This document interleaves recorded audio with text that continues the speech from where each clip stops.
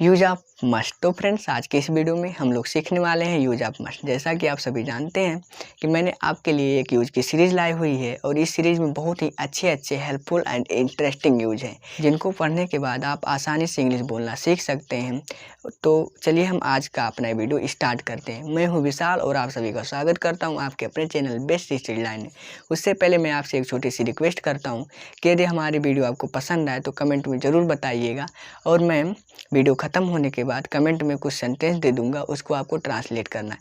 यदि आपको use of must नहीं समझ में आता है तो इस वीडियो में आपको बहुत ही अच्छे तरह से मैं समझा दूंगा और आप भी इंग्लिश बोलना सीख जाएंगे। तो ये जो हमारा टॉपिक है ना, एकदम जादू की तरह है। इसको सीखने के बाद आप कसम से बहुत ही अच्छे तरह से इंग्लिश बोलना सीख सकते हैं।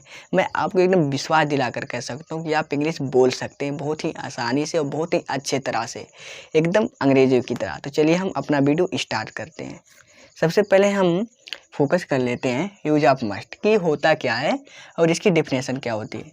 आप देख रहे होंगे कि हमने इसकी डेफिनेशन लिखी हुई है। ऐसे वाक्य जिसमें किसी सामान्य कर्तव्य का बोध हो और उस वाक्य में कर्ता को कोई कार्य करने के लिए मजबूर, लाचार और विवश करने पर प्रभाव डाला जाए। आप कंडीशन समझिए कि इसमें क्या हो रहा है। देखिए, मजबूर किया जाएगा किसको, कर्ता को, और लाचार किया जाएगा और विवश भी करने का प्रभाव डाला जाएगा तथा उस वाक्य में चाहिए और वाक्य के बीच में अवश्य ही जैसे शब्द आते हैं या आए और उससे पूर्व क्रिया में नानी ने जैसे शब्द आए तो वहाँ पर मस्ट का प्रयोग किया जाता है। डेफिनेशन नहीं समझ में आई? देखिए एक बार फिर से। ऐसे वाक्य जिसमें सामान्य कर्तव्य का बोध हो, यानी कि हमारा कोई भी वाक्य हो और उसमें एक प्रकार से कर्तव्य का बोध हो, वो कर्तव्य कैसा हो, सामान्य हो। उसके बाद और उस वाक्य में कर्ता को कार्य करने के लिए, यानी कि कोई भी कर्ता है हमारा डूअर, जिसे सब्जेक्ट कहते हैं, वो जब कोई भी कार्य करेगा तो उसको क्या किया जाएगा, मजबूर किया जाएगा, लाचार किया जाएगा और एक प्रकार से विवश भी किया जाएगा। उसके बाद क्या करना है, विवश करने पर प्रभाव डाला जाए, जैसे कि हमने आपको बताया, तथा उस वाक्य में चाहिए और वाक्य के बीच में अवश्य ही जैसे शब्द आए, ठीक, और उससे पूर्व क्रिया में नानी ने आज जैसे शब्द आए तो वहाँ पर मस्ट का प्रयोग किया जाता है। जैसा कि आप देख रहे होंगे कि हमने एक एग्जाम्पल लिया हुआ है, तुम्हें अवश्य ही किताब पढ़ना चाहिए। देखिए, सबसे पहले हमने कहा कि मजबूर किया जाएगा, लाचार किया जाएगा और विवश किया जाएगा कर्ता को। तो मान लीजिए कि किसी का एग्ज़ाम आ रहा है, ठीक, जैसे आपका कोई भाई है, उसका एग्ज़ाम आ रहा है, तो आप उसे क्या कहेंगे कि तुम्हें अवश्य ही किताब पढ़ना चाहिए और तुम्हारा जो एग्ज़ाम है वो बहुत ही नज़दीक आ गया है, यदि आप किताब नहीं पढ़ेंगे तो आप फेल हो सकते हैं। तो एक प्रकार से आप उसे सामान्य कर्तव्य का बोध भी करा रहे हैं और उसके साथ आप उसे मजबूर भी कर रहे हैं कि आप किताब पढ़िए, ठीक। तो देखिए, हम भी बता रहे हैं कि इसमें मजबूर किया जाएगा।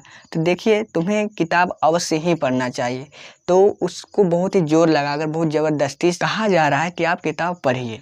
और देखिए, हमने डेफिनेशन में भी बताया है कि अवश्य ही जैसे शब्द आए, उसके बाद चाहिए आए। देखिए यहाँ पर चाहिए आया और उसके बाद अवश्य ही भी आया है।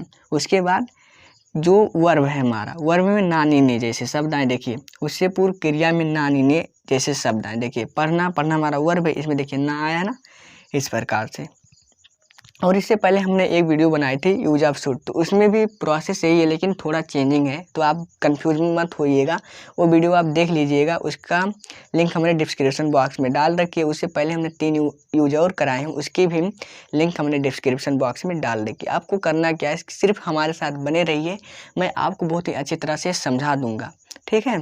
तो देखिए, अवश्य ही जैसे शब्द आए और उससे पूर्व क्रिया में नानी जैसे शब्द आए। देखिए, हमने यहाँ पर आपको समझाया, तो वहाँ पर मस्ट का प्रयोग किया जाता है। अब देखिए, मस्ट का प्रयोग कैसे करेंगे, यानी कि किस तरह से हम किसी भी सेंटेंस को ट्रांसलेट करेंगे। देखिए, उसके लिए एक रूल है। वो रूल क्या है, सबसे पहले हम सब्जेक्ट लगाएंगे, उसके बाद मस्ट लगाएंगे, उसके बाद वर्ब का फर्स्ट फॉर्म, उसके बाद ऑब्जेक्ट, उसके बाद OW।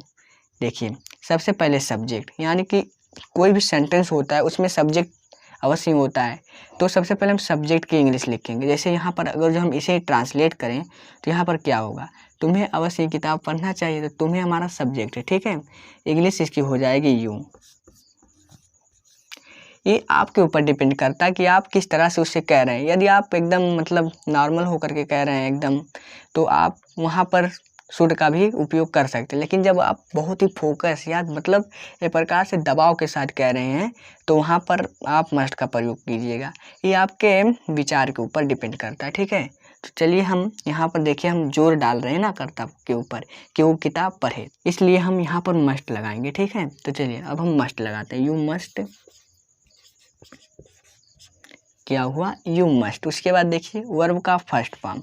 अब देखिए वर्ब मतलब हमारा क्रिया क्या है, कार्य क्या हो रहा है, इसमें कार्य क्या हो रहा है, पढ़ना चाहिए, तो पढ़ना हमारा वर्ब है, तो इसकी इंग्लिश लिखेंगे यू मस्ट रीड। अब देखिए उसके बाद क्या करना है, उसके बाद ऑब्जेक्ट। ऑब्जेक्ट हमारा क्या है, किताब, किताब ही हमारा ऑब्जेक्ट है, इसकी इंग्लिश लिखेंगे you must read the book. Book मतलब जानती होंगे किताब होता है।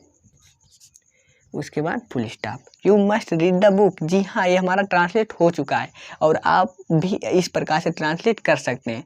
बहुत ही खुशी हुई। चलिए अब हम और भी ट्रांसलेट कर लेते हैं। जैसे कि हमने यहाँ पर भी लिखा है, उसे अवश्य ही पुस्तक खरीदना चाहिए। चलिए हम इसको भी ट्रांसलेट कर लेते हैं कि इसे किस प्रकार से ट्रांसलेट किया जाएगा। सबसे पहले हमने बताया आपको कि हम सब्जेक्ट लगाएंगे। सब्जेक्ट क्या है इसमें, उसे की इंग्लिश हो जाएगी ही। उसके बाद मस्ट लगाइए। ध्यान दीजिए ये हमारा अफर्मेटिव सेंटेंस यानी कि साधारण वाक्य। जो नेगेटिव होता है उसके लिए अलग रूल होता है, अभी मैं आपको बताऊंगा। उसके बाद क्या करना है, वर्ब का फर्स्ट फॉर्म। अब देखिए इसमें वर्ब क्या है, खरीदना चाहिए, खरीदना ही हमारी क्रिया इसमें। तो बाय मतलब आप जानते ही होंगे खरीदना होता है। यू मस्ट बाय, क्या खरीद रहा है, पुस्तक खरीद रहा है, तो यही हमारा ऑब्जेक्ट है। You must by the book, by the book. इस तरह से ये भी हमारा ट्रांसलेट हो गया। तो आप देख रहे हैं कितनी आसानी से हम इसे ट्रांसलेट कर रहे हैं और ये हमारे इंग्लिश बोलने में बहुत ही सहायता करेगा। यदि आप इंग्लिश में बोलना चाहते हैं तो बहुत ही अच्छी तरह से बोल सकते हैं और बहुत ही जुनून के साथ, ठीक है। तो चलिए अब हम एक और एग्जाम्पल ट्रांसलेट कर लेते हैं। अगला एग्जाम्पल है हमारा, तुम्हें अवश्य ही नहीं टहलना चाहिए। जैसे आप किसी को कह रहे हैं वो कोई काम करने वाला है, तो आप वो बहुत ही ज़्यादा टहल रहा है, तो आप उसे मना कर रहे हैं या लाचार कर रहे हैं, बेहोश कर रहे हैं, तो आप कहेंगे कि तुम्हें अवश्य ही नहीं टहलना चाहिए, ठीक है। तो आप क्या करेंगे, वहाँ पर एक सामान्य कर्तव्य का बोध कराएंगे उसे, ठीक। तो हमारा आप देख रहे होंगे कि हमारा एकदम जो ये एग्जाम्पल है एकदम सटीक इस पर आ रहा है ना। चलिए हम इसे ट्रांसलेट करते हैं। सबसे पहले क्या करेंगे, सब्जेक्ट लगाएं। सब्जेक्ट क्या है हमारा, यू मतलब तुम्हें, ये हो गया। अब देखिए इसमें क्या हुआ है, इसमें नहीं आया तो इसमें घबराने की कोई बात नहीं है। इसके लिए भी एक रूल होता है, मैं अभी आपको बता दे रहा हूँ। इसमें देखिए ज़्यादा कुछ करना नहीं है। सबसे पहले सब्जेक्ट, उसके बाद मस्ट के बाद हमको क्या करना है, सिंपली हमको नाट लगा देना है। मस्ट के बाद तुरंत नाट लगा देना है, उसके बाद हमारा प्रोसेस यही रहेगा, ठीक है। चलिए हम ट्रांसलेट करने, you must not, you must not क्यों लगाएं, क्योंकि नहीं आया है। और ये जो हमारा सेंटेंस है ना, ये है हमारा नेगेटिव सेंटेंस, और नेगेटिव सेंटेंस में हमेशा नाट लगाया जाता है, ठीक है। यू मस्ट नाट। अब देखिए क्या कर रहा है इसमें, टहलना चाहिए, तो मस्ट मतलब हो गया चाहिए या अवश्य ही चाहिए। उसके बाद नाट लगाए क्योंकि नहीं आया है। उसके बाद वर्ब का फर्स्ट फॉर्म, हमने बताया ना हमारा प्रोसेस बाकी यही रहेगा। तो वर्ब का फर्स्ट फॉर्म क्या है, वाल्क मतलब जानते होंगे आप, वाल्क। देखिए क्या हुआ, यू मस्ट नॉट वाल्क, तुम्हें अवश्य ही नहीं टहलना चाहिए। इस प्रकार से भी हमारा ट्रांसलेट हो गया। देखिए हमारा जो हिंदी वाला है ये कितना बड़ा है और जो ये हमारा बना है ये देखिए कितने छोटे। इस तरह से आप बहुत ही अच्छी तरह से आप किसी भी वाक्य को ट्रांसलेट कर सकते हैं और आप यूजुअल सेंटेंस उसे भी बना सकते हैं, ठीक है। चलिए अब हम फोकस करते हैं कि अगर जो ये हमारा इंट्रोगेटिव हो, इंट्रोगेटिव मतलब क्या होता है, इंट्रोगेटिव मतलब प्रश्नवाचक वाक्य हो। प्रश्नवाचक मतलब आप जानते ही हैं ना, नाम से ही पता चल रहा है कि प्रश्नवाचक मतलब प्रश्न पूछा जाएगा। तो देखिए इसमें क्या हुआ है, प्रश्न पूछा गया ना, क्या उसे अवश्य ही गाड़ी चलाना चाहिए, तो इसमें प्रश्न पूछा जा रहा है। तो इसमें हम क्या करेंगे, सबसे पहले मस्ट लगाएंगे। मैं आपको एक बात बता दे रहा हूँ कि जब कोई भी वाक्य हो और उसके सबसे आगे क्वेश्चन वर्ड हो यानी कि प्रश्नवाचक शब्द हो, तो हम उसको किस तरह से ट्रांसलेट करते हैं। उसके लिए क्या किया जाता है, सबसे पहले हम हेल्पिंग वर्ब लगाते हैं।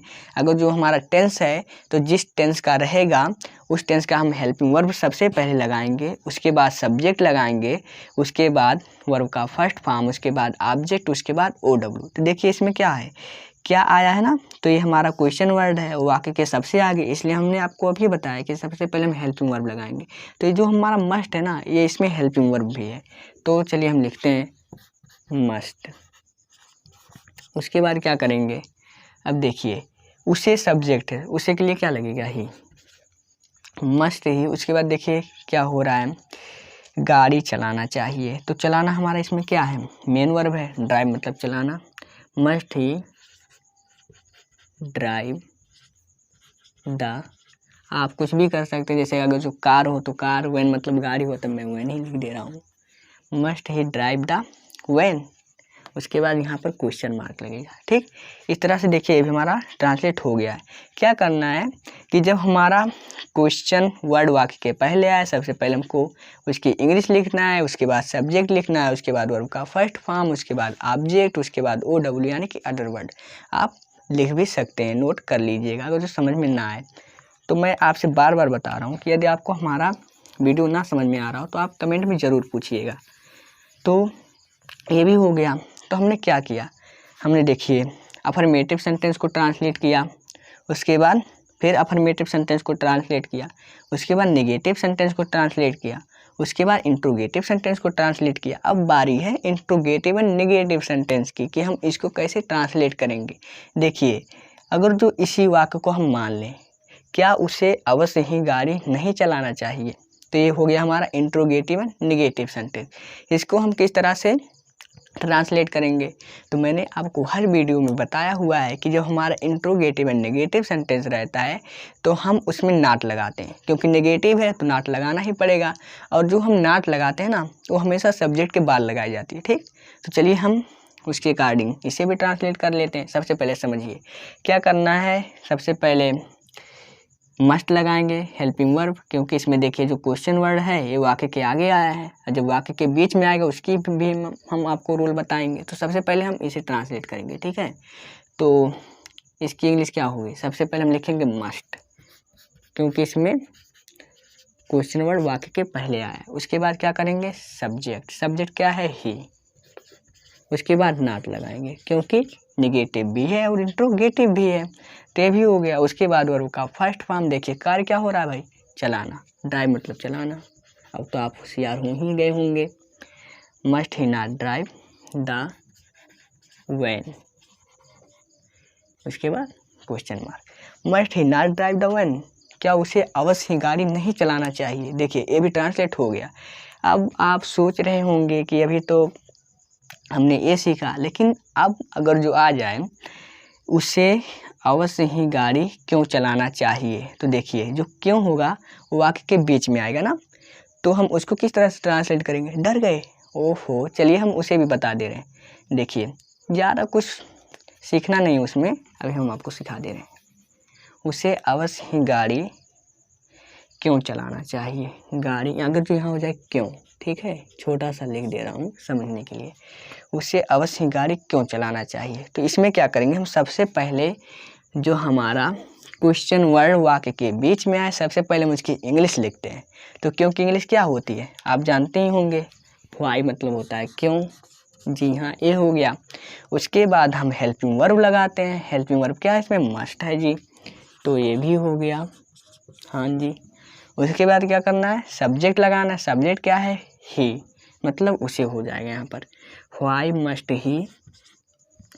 उसके बाद क्या करना है, वर्ब का फर्स्ट फॉर्म, वर्ब का फर्स्ट फॉर्म क्या है, ड्राइव, ड्राइव मतलब चलाना, द वैन, ये भी ट्रांसलेट हो गया।